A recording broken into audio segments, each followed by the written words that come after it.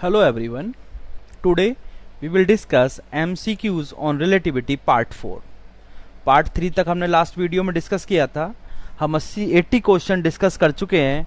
Now question number 81 is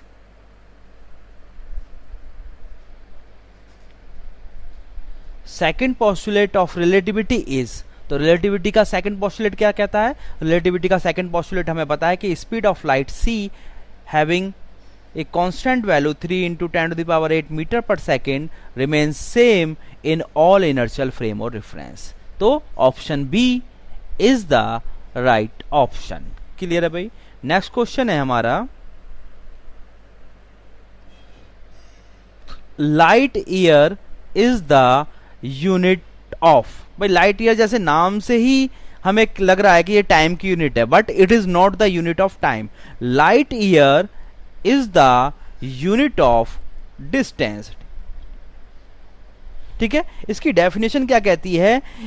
how far a beam of light travel in 1 year. ये कहता है कि एक साल में लाइट कितनी दूरी चलेगी, उसको हम लाइट डिस्टेंस कहते हैं. How far a beam of light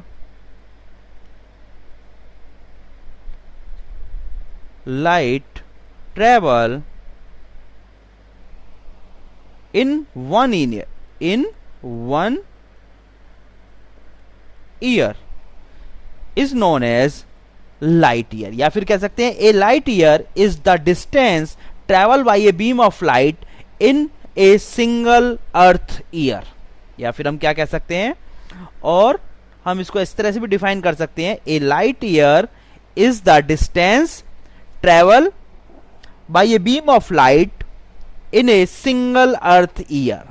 तो हमें पता है कि डिस्टेंस इक्वल टू होती है वेलोसिटी इंटू टाइम. यहां पर लाइट की बात है तो कितना हो जाएगा? c into time. अगर हम टाइम की बात करें तो टाइम है आपका 1 ईयर में चली गई डिस्टेंस. 1 ईयर, 1 ईयर को सेकंड में चेंज करेंगे तो 65 डेज 1 ईयर में 24 आवर्स. क्लियर है भाई? 65 डेज 24 आवर्स इंटू फिर आवर्स को मिनट में, फिर मिनट को सेकंड में. और जब इसे आप कैलकुलेशन कर लोगे, मल्टीप्लाई कर लोगे, तो ये आ जाएगा आपका 31536,000 इक्वल टू, इसे क्या लिख सकते हैं हम? 315 3 की जगह क्या आ जाएगा? 4 into 10 to the power 7 second. अगर स्पीड ऑफ लाइट की बात करें c, ये होती है 3 into 10 to the power 8 metre पर सेकेंड. इसको किलोमीटर में चेंज कर देंगे तो कितना हो जाएगा? 3 into 10 to the power 5 kilometre पर सेकेंड. दोनों वैल्यू को डिस्टेंस में पुट कर दो तो distance equal to 3.154 into 10 to the power 7 second into 3 into 10 to the power 5 kilometre पर सेकेंड. जब इसे आप मल्टीप्लाई कर लोगे तो डिस्टेंस कैलकुलेट करने के बाद आपकी आ जाएगी 946 into 10 to the power 12. Second खत्म हुआ, क्या बचेगा? किलोमीटर. तो इतने किलोमीटर डिस्टेंस ट्रेवल करेगी एक साल में light, and this is the 1 light year. तो light year is the distance travel by the light in 1 year. ठीक है भाई? तो इस तरह से हम इसे सॉल्व कर देंगे. नेक्स्ट क्वेश्चन है हमारा, length contraction is given by. तो नाम से हमें पता है कि लॉरेंज फिट्जरलैंड लेंथ कॉन्ट्रैक्शन. तो लेंथ कॉन्ट्रैक्शन किसने दिया? लेंथ कॉन्ट्रैक्शन दिया लॉरेंज ने. तो option A is the right option. Clear है भाई? नेक्स्ट क्वेश्चन है, at what condition Lorentz transformation change into Galilean transformation. किस कंडीशन पर लॉरेंज ट्रांसफॉर्मेशन गैलेनियन में कन्वर्ट हो जाएगी। तो हमें पता है कि गैलेनियन ट्रांसफॉर्मेशन जो थी वो फेल हो गई थी। क्यों फेल हो गई थी गैलेनियन ट्रांसफॉर्मेशन इक्वेशन? कि these equation are valid only for low velocity, लेकिन जब velocity comparable to speed of light आई तब वहां पर Lorentz transformation equation are valid. तो Lorentz transformation equation are applicable at v equivalent to c and Galilean transformation equation are v less than c। तो जब हम लॉरेंस ट्रांसफॉर्मेशन में v less than c कर देंगे तो लॉरेंस ट्रांसफॉर्मेशन इक्वेशन किस में चेंज हो जाएंगी? गैलेनियन ट्रांसफॉर्मेशन इक्वेशन में। तो option A is the right option. इसको इस तरह से भी देख सकते हैं भाई, गैलेनियन ट्रांसफॉर्मेशन इक्वेशन हमारी क्या होती है? x prime equal to x minus B T upon root 1 minus V square upon C square, y prime equal to y, z prime equal to z, उसमें तो कोई चेंज करने की जरूरत नहीं है, और t प्राइम इक्वल टू होता है t minus V X upon C square upon root 1 minus V square upon C square. अगर मैं कंडीशन की बात करूं तो कंडीशन हमारी कहती है v लेस देन c, तो v upon c less than 1, तो v square upon C square is less than 1, तो v upon C square is also less than 1, so we neglect both those term. तो equation में term में neglect करेंगे तो x prime equal to कितना होगा? x minus B T, नीचे क्या है आपका? Root 1 minus V square upon C square, तो नेग्लेक्ट हो गया, तो क्या बचा? रूट 1, और ये 1 के बराबर हो गया, तो ये कितना आ गया? x minus B T. T prime equal to T minus v upon C square को नेग्लेक्ट कर देंगे, खत्म हुआ, अपॉन रूट 1 आएगा, तो ये कितना आ गया? t, और ये दोनों क्या होती हैं? हमारी गैलेनियन ट्रांसफॉर्मेशन इक्वेशन।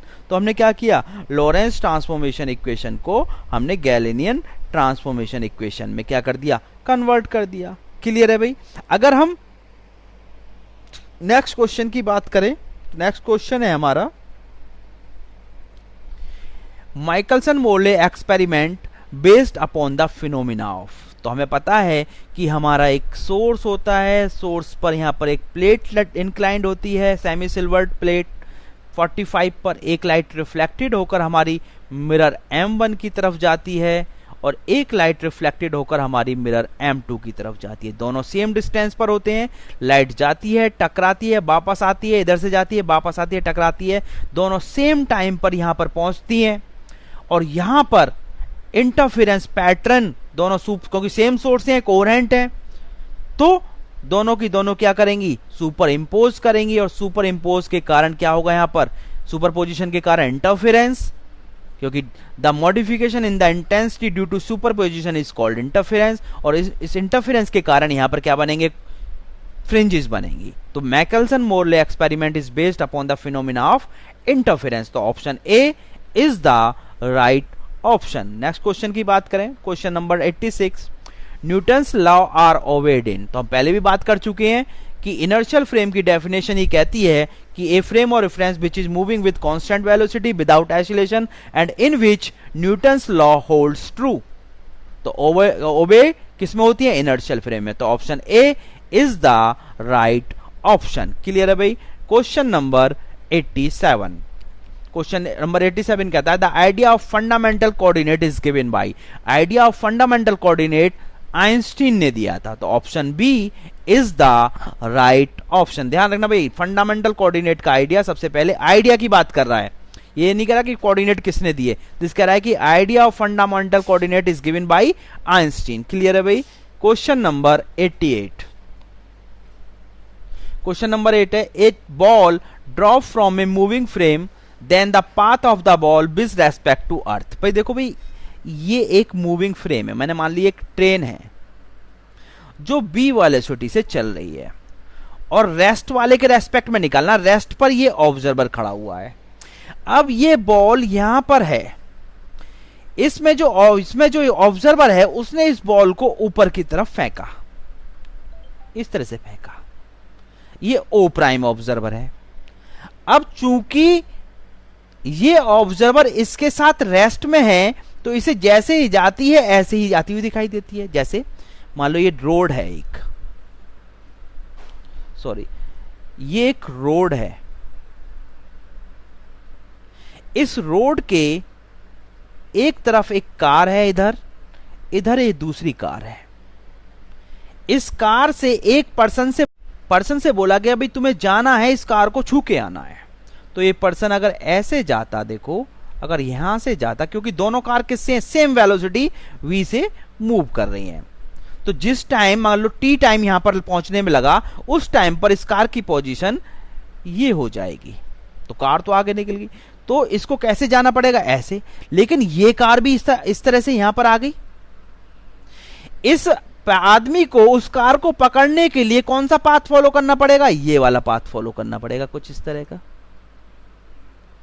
ठीक है, अब वापस आएगा, वापस आते में फिर से ये वाली कार की पोजीशन यहां हो जाएगी, क्योंकि अब फिर से टी टाइम लगा, तो बीटी डिस्टेंस ये चला, बीटी डिस्टेंस फिर यहां से यहां तक चलेगा, तो फिर से ये वाला पाथ फॉलो करना पड़ेगा। अगर ये ऐसे आएगा तो उस टाइम पर ये कार यहां चली गई, और इस वाली कार की पोजीशन क्या होगी, ये वाली होगी।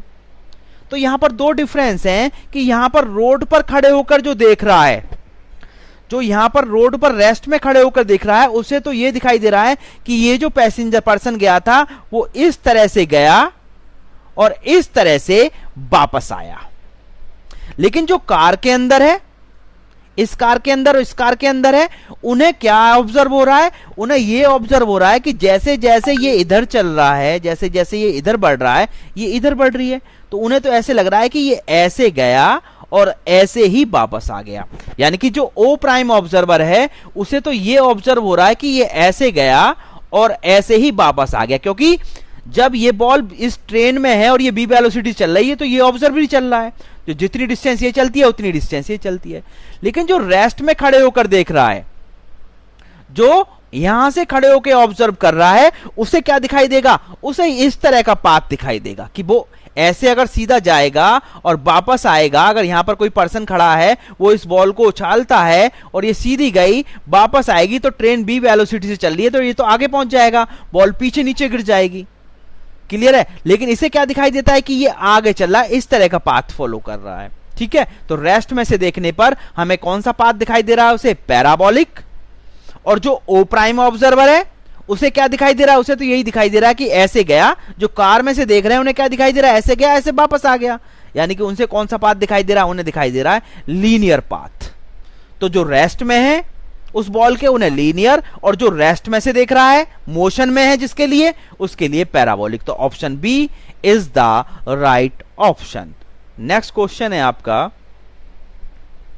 इन relativity maximum length remains at. हमें पता है रिलेटिविटी में लेंथ की बात है, तो लेंथ कॉन्ट्रैक्शन के according L equal to L0 root 1 minus V square upon C square, where L0 is the length in rest and L is the length in motion and L0 is always greater than L। यानी कि appearing length हमेशा क्या होती है, actual length से छोटी होती है, क्योंकि वो हमें कॉन्ट्रैक्ट होती हुई दिखाई देती है। मान लो भाई हमारे ऊपर से एक प्लेन जा रहा है, तो जिस टाइम हमारे पास है वो हमें सबसे बड़ा दिखाई देता है, लेकिन जैसे जैसे वो हमसे दूर जाता है तो वो छोटा होता हुआ दिखाई देता है। तो appearing length is always less than actual length. तो मैक्सिमम लेंथ कौन सी हो गई इसमें, L0। कौन सी लेंथ बढ़ी है हमारी L0 लेंथ बढ़ी है।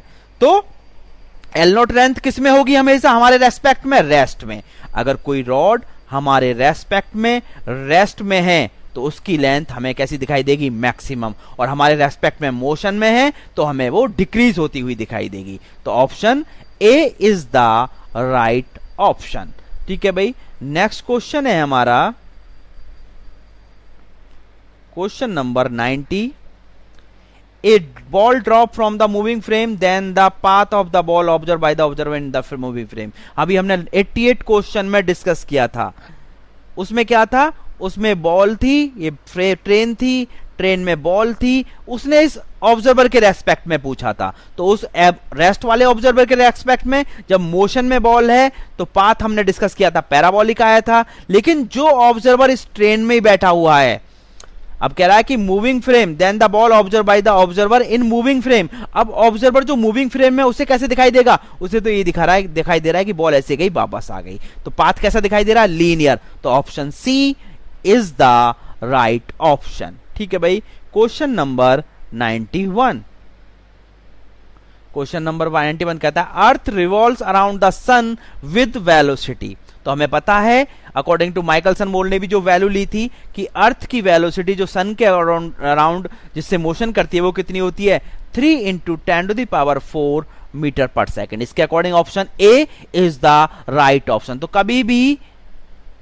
किसी भी ऑप्शन को देखकर एकदम अपना आंसर मत दे देना, फिर और ऑप्शन को भी एक बार देख लेना, क्योंकि इसमें बोथ ए एंड बी आ रहा है। जब बोथ आ जाए तो आपको एक बार दूसरे ऑप्शन को भी चेक कर लेना चाहिए। तो दूसरा ऑप्शन है c/10⁴ और c की वैल्यू हमें पता है 3 इंटू 10⁸ तो कितना आ गया ये 3 इंटू 10⁴।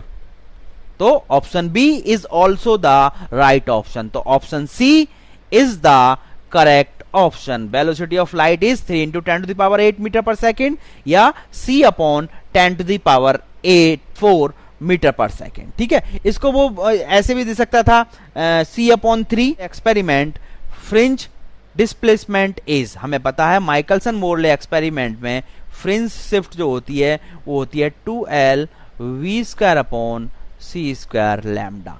तो option A is not same, option B is not same, option D is not same and option D none is the right option. तो option D is the right option. Clear है भाई? तो सभी answer को एक बार check कर लेना। Next question है हमारा प्रॉपर लेंथ मेजर्ड इन। तो प्रॉपर लेंथ किस में मेजर की जाएगी? हमें पता है कि हम स्पेशल थ्योरी ऑफ रिलेटिविटी पढ़ रहे हैं। अगर ये वो यहां पर इम्प्रॉपर लेंथ की भी बात करता तब भी हम इम्प्रॉपर लेंथ भी कौन से फ्रेम में बात करते हैं? इनर्शियल में, क्योंकि स्पेशल थ्योरी ऑफ रिलेटिविटी सिर्फ और सिर्फ किसके लिए आई है? इनर्शियल फ्रेम के लिए। भाई हमारे पास ये दो फ्रेम और रेफरेंस हैं, एस और S prime. S prime constant velocity से मूव कर रहा है। अगर एक यहां पर रॉड रखी है जिसकी लेंथ एल नॉट है और यहां से देखने पर एल दिखाई दे रही है, तो जो रेस्ट में है ये क्या हो गई? इसकी एल नॉट यहां पर क्या हो गई? एल नॉट इसकी हो गई प्रॉपर लेंथ और एल क्या हो गई? इसकी एपरिंग लेंथ, यानी कि एम प्रॉपर लेंथ। तो जो रेस्ट में होगी वो प्रॉपर होगी और जो इम्प्रॉपर होगी वो मोशन में होगी। लेकिन दोनों ही फ्रेम कौन से हैं जो मैं बात करना चाह रहा हूं? दोनों ही फ्रेम कौन से हैं? दोनों ही फ्रेम इनर्शियल हैं। एस फ्रेम भी इनर्शियल है और एस प्राइम फ्रेम भी इनर्शियल है, क्योंकि हम special theory of relativity discuss कर रहे हैं। और स्पेशल थ्योरी ऑफ रिलेटिविटी में वो प्रॉपर लेंथ की बात करे या इम्प्रॉपर लेंथ की बात करे, दोनों ही लेंथ जब हम मेजर करते हैं वो रेस्ट में हो या मोशन में हो, हम किसकी बात करते हैं? इनर्शियल फ्रेम की। तो option A is the right option. कभी भी नॉन इनर्शियल फ्रेम पे आप आंसर टिक नहीं करना। नेक्स्ट क्वेश्चन है हमारा relative mass explain the experiment of. जो रिलेटिव मास है m equal to m0/√1 - v²/c² का यूज किस किस एक्सपेरिमेंट में हम करते हैं?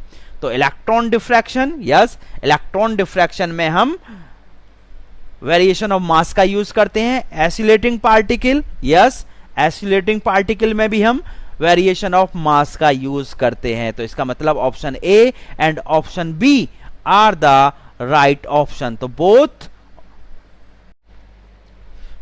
Both A and B are right. तो option C is the right option. अगर हम बात करें कि इसमें किसका, तो इसका हम कॉम्पटन इफेक्ट में यूज करते हैं, कॉम्पटन इफेक्ट में, और Michelson Morley experiment electron diffraction and oscillating particle का। ठीक है भाई। तो नेक्स्ट क्वेश्चन है हमारा mass energy relation explain. Mass energy relation explain. Mass energy relation किस इक्वल टू mc²। तो इक्वल टू mc² से हम कॉम्पटन इफेक्ट को भी एक्सप्लेन करते हैं।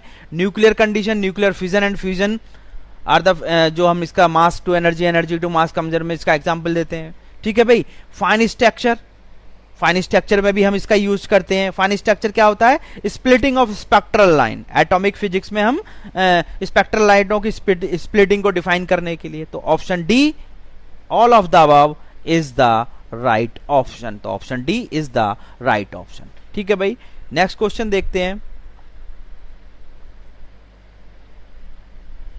In classical and optics inertial frame is unidirectional, directional, both A and B and none. तो optics और क्लासिकल की बात करें तो इनर्शियल फ्रेम इज यूनिडायरेक्शनल। तो option A is the right option. Inertial frame optics में कैसा होता है? यूनिडायरेक्शनल होता है। ठीक है भाई, नेक्स्ट क्वेश्चन है a star is receding from earth, this will give rise to. हमें पता है कि स्टार अगर अर्थ से दूर जाएगा तो क्या होगा? रेड शिफ्ट होगी, ब्लू शिफ्ट होगी, क्या होगा? हमें पता है कलर की बात कर रहा है, तो कलर किस पे डिपेंड करते हैं? स्टार का कलर किसके कारण होता है? टेम्परेचर के कारण होता है। स्टार का कलर किसके कारण होता है? टेम्परेचर का। और लैम्डा जो वेवलेंथ है वो किस पे डिपेंड करती है? टेम्परेचर के इनवर्सली प्रोपोर्शनल होती है। Lambda equal to h upon root 3m kT। तो लैम्डा के स्क्वायर रूट के इनवर्सली प्रोपोर्शनल। जब स्टार हमसे दूर जाएगा तो टेम्परेचर क्या करेगा? टेम्परेचर डिक्रीज करेगा।